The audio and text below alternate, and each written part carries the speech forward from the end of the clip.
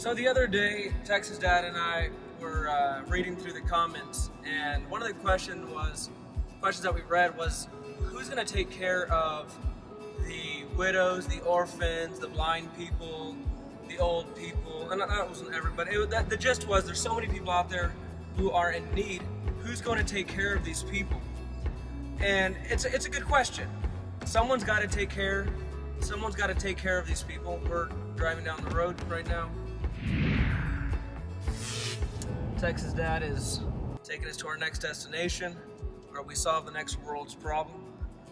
I am the Texas Millennial's chauffeur. That's my full-time job. The Texas Millennial is affluently wealthy, and everybody's always asked me, like, oh, what do you do for work? Well, I'm a professional chauffeur, and I just drive around the Texas Millennial to get all his necessary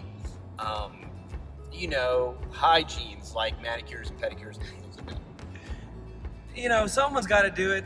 Texas Dad just happened to be the person that fit the pieces of the puzzle I was looking for. I needed somebody who could drive the car, but not just be a robot.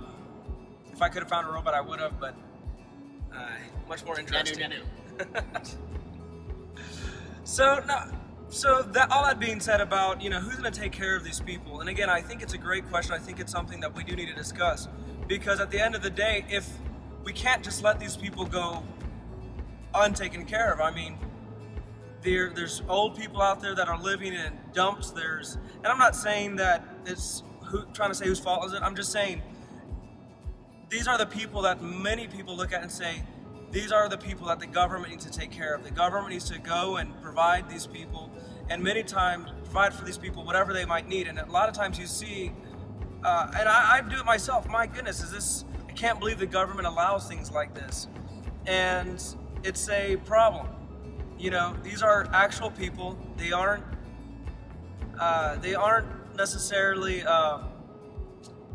tied to anybody. They may not have any relatives, but our society does need to do something about this. But should we point to the government and have them just take care of this responsibility of these people who can't take care of themselves? What do you think, Texas Dad? Well, obviously, the whole purpose of community is to love thy neighbor as thyself. And when you're loving your neighbor as yourself, you're taking care of your neighbor, you're helping your neighbor, you're meeting your neighbor's needs. You work together as a community to help one another, and that's the kind of community that we are trying to foster in our local area. Just families working together, individuals working together to help each other, care for one another's animals, care for one another's property, keep an eye out for,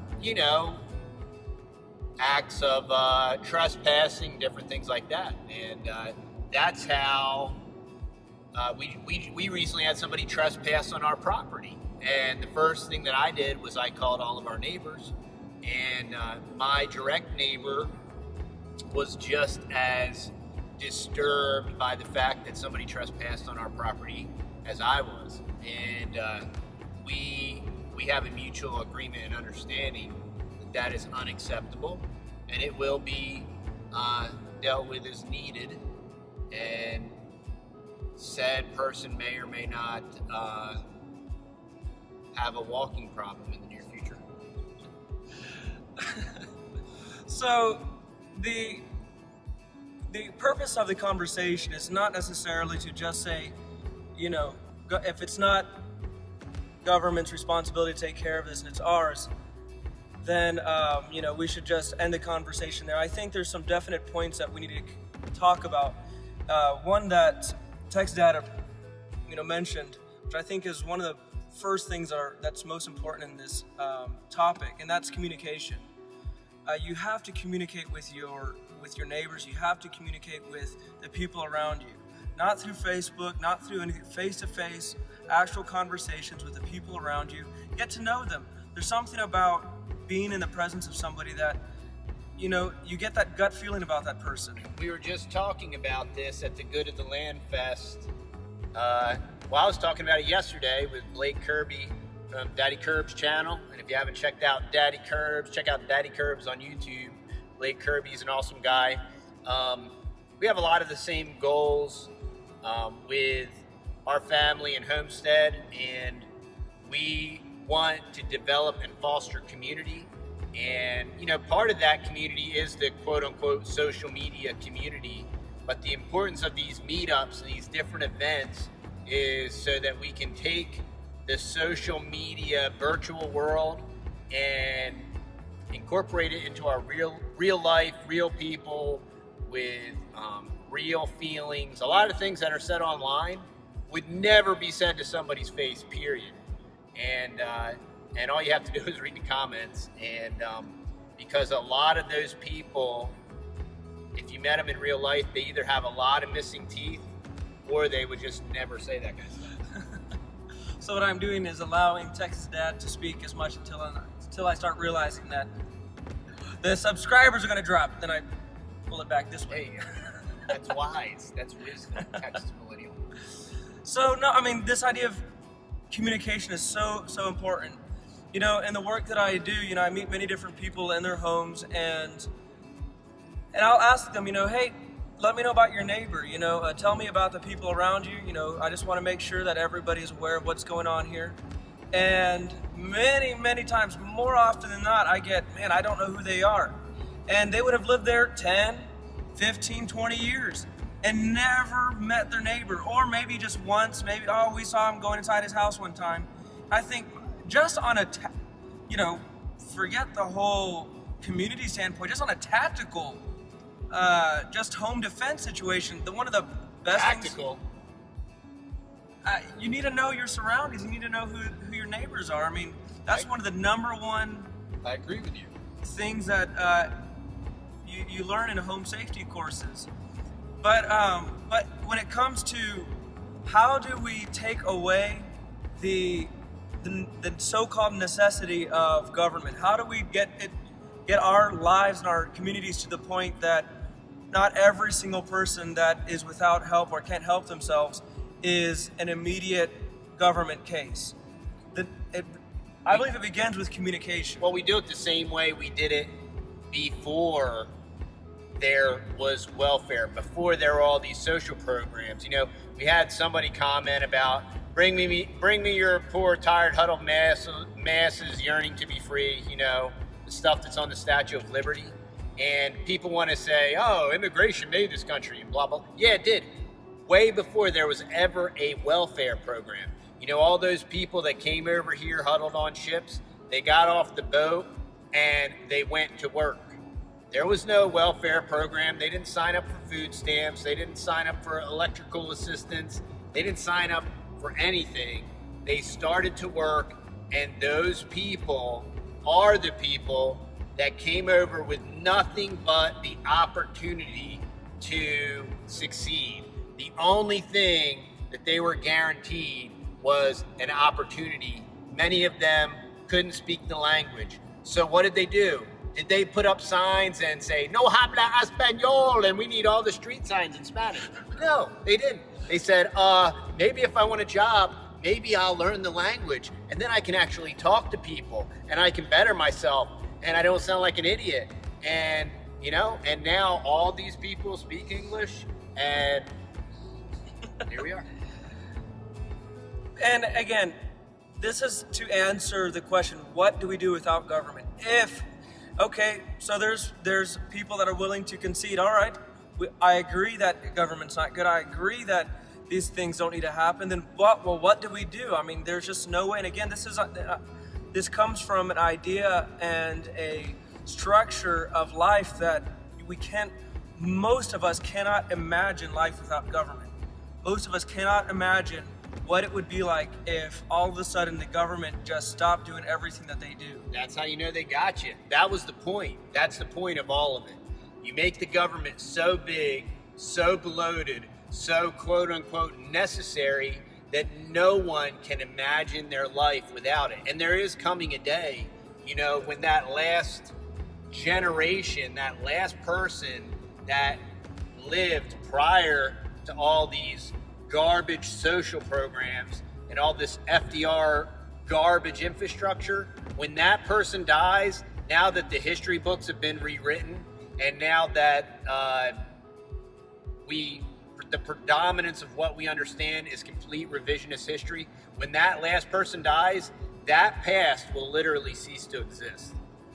And if there's any chance, I believe if there's any chance of redemption, if you want to call it that, or recovery, revival, whatever you want to call it, I believe it's going to have to start with having these types of conversations, and then two, just communicating with your neighbors. How can you take care of the elderly woman down the road, or how can you take care of the blind person neighborhood if everyone is just stuck on their own world and not looking at the world around them and not discussing these You let things? Trump do it.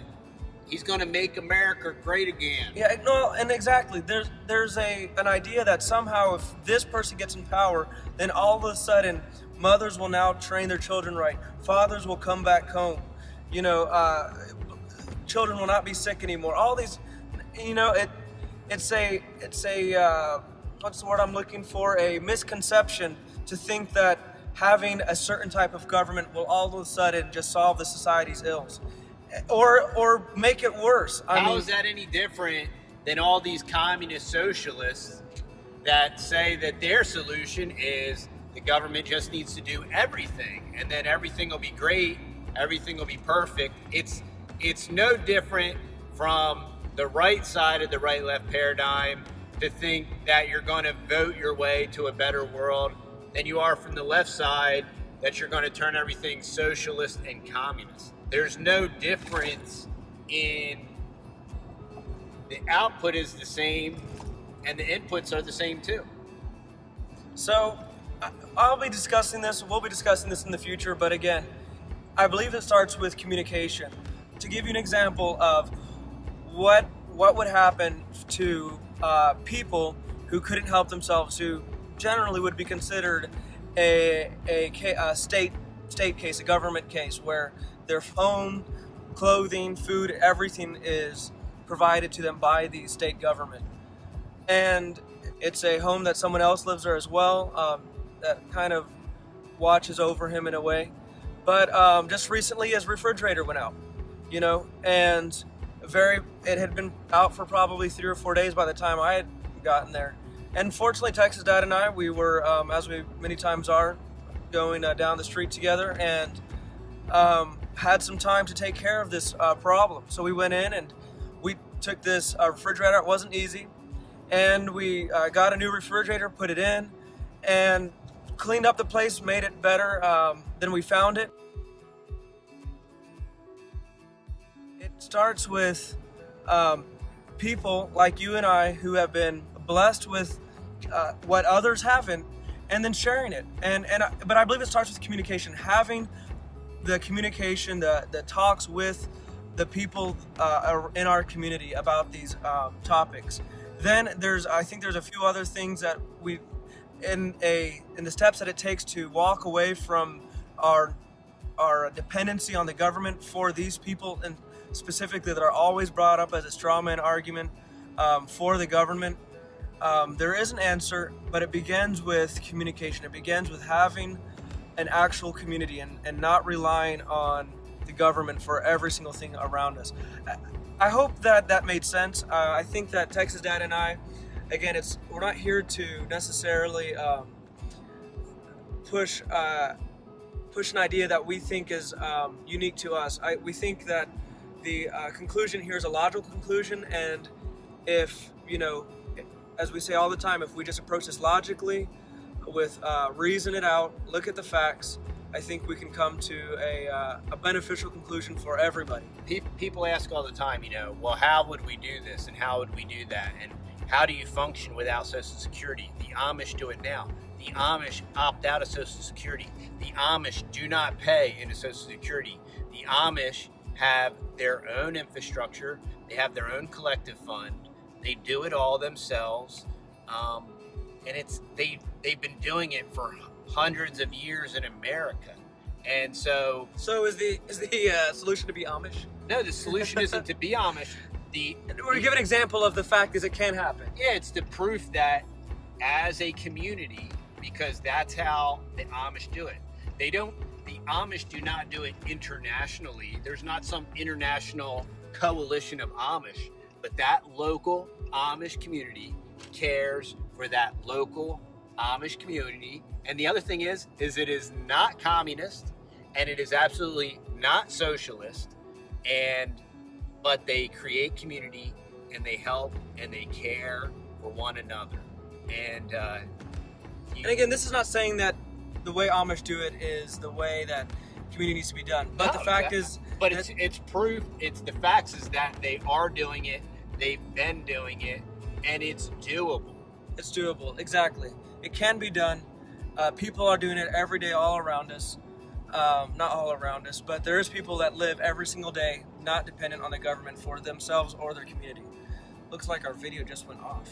Anyways, folks, y'all take care. I appreciate the time. We'll see y'all